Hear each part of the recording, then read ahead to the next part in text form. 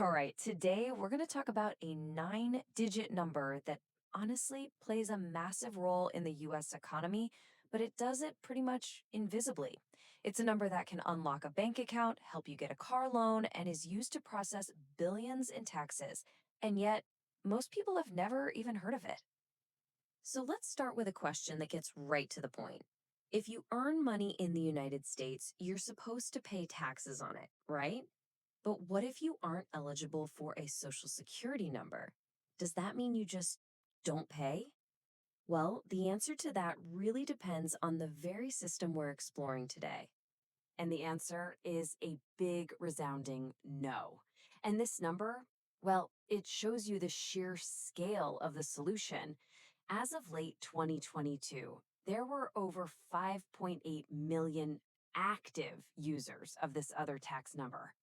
So you see, this is not some tiny niche loophole.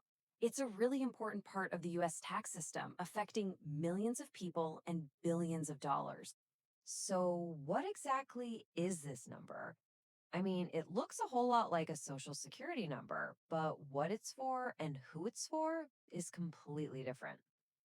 Okay, it's called the Individual Taxpayer Identification Number, or ITIN for short. The key is right there in the name, tax processing number. Its one and only original purpose, when it was created way back in 1996, was just to give the IRS a way to process tax returns for people who didn't have social security numbers. And here's the dead giveaway, it's a 9-digit number that always starts with a 9.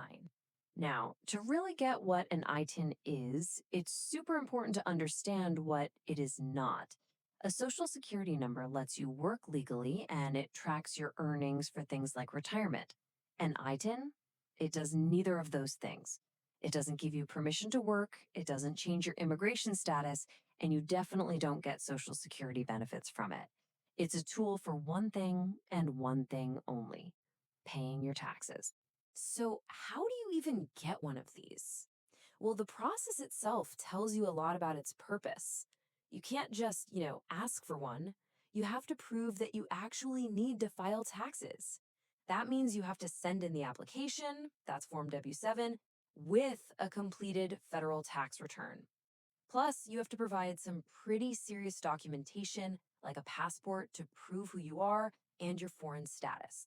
And here it is. This is the form itself, the W-7. If you look at the top, you'll see these little check boxes. They actually make you state the exact reason you need the number, which just reinforces that it's tied directly to your obligation to file taxes.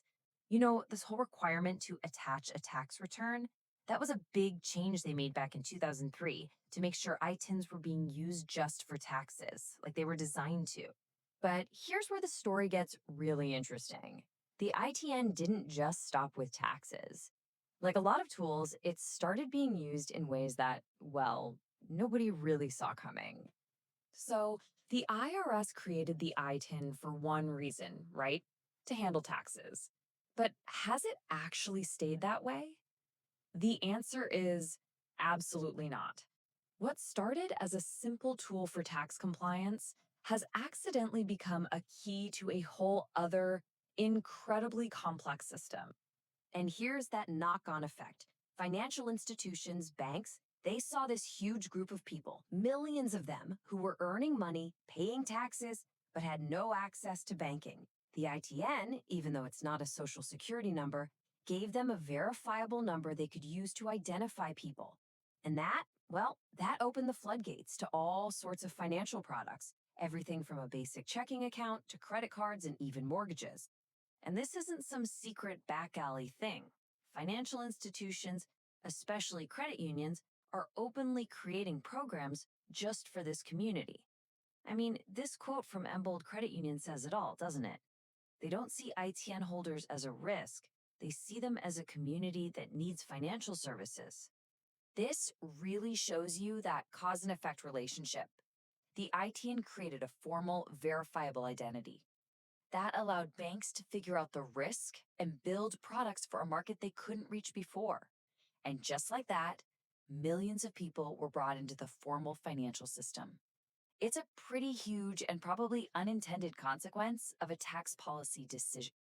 Of course, anytime you have a system that lives at the intersection of tax law and immigration policy, you're gonna have some controversy. And the ITIN is no exception. So let's get into the heart of the debate. You can really boil the whole argument down to two competing views. On one side, you have people who say the ITIN is a practical, necessary tool. It makes sure that everyone who earns money here pays their fair share of taxes. But on the other side, critics argue that it sort of normalizes and makes life easier for people who might not be authorized to work here, seeing it as a kind of end run around immigration law. People who support the ITIN system, they'll point to numbers just like this one. In 2019 alone, filers who used an ITIN paid a net $5.8 billion into the US economy. That's billion with a B. So you can see that's a really concrete data point they use to argue that the ITIN is a net positive for the country's finances. And this leads to the $1 million question for anyone who uses an ITN, the one that really balances the pros and cons. If you use this system to follow the tax law, are you also at the same time putting yourself on the radar for immigration enforcement? The answer is buried in the tax code, specifically in Section 6103. This provides a really strong privacy shield. See, the IRS's main job is to collect taxes, and they know if people are scared their information will be shared, they just won't file. But that shield isn't perfect. For criminal investigations that are not about taxes, a federal court can order the IRS to hand over that information. So there is a real, albeit limited, risk. Okay, so let's zoom out for a second and look at how this whole system has changed over time and what it really tells us about the bigger economic picture. The ITIN system hasn't just stayed the same. It was created in 1996. By 2003, because people were worried it was being used for things other than taxes, the rules got tighter. That's when they added the tax return requirement. Then again in 2015, another law made it so ITINs expire if you don't use them for 3 years, just to make sure the system stays focused on active taxpayers. It's constantly being tweaked and adapted. And this quote from a user named Ernesto, it really gets to the human side of all this. For a lot of people, it's not just about following the law. It's about building a formal record that shows they're contributing to the economy. There's this unspoken hope that this paper trail, proof of paying taxes, of contributing, will, hopefully be a good thing for them down the road if there's ever a chance to change their immigration status. So we'll end on this thought. The ITIN started out as just a simple, boring administrative tool for the IRS. But over time, it's become this fascinating lens that shows us the complex reality of today's workforce. It really makes you ask, what does it mean to contribute to the economy? And is a tax return filed with a 9-digit number that starts with a 9 one of the most powerful and most overlooked ways we actually measure that?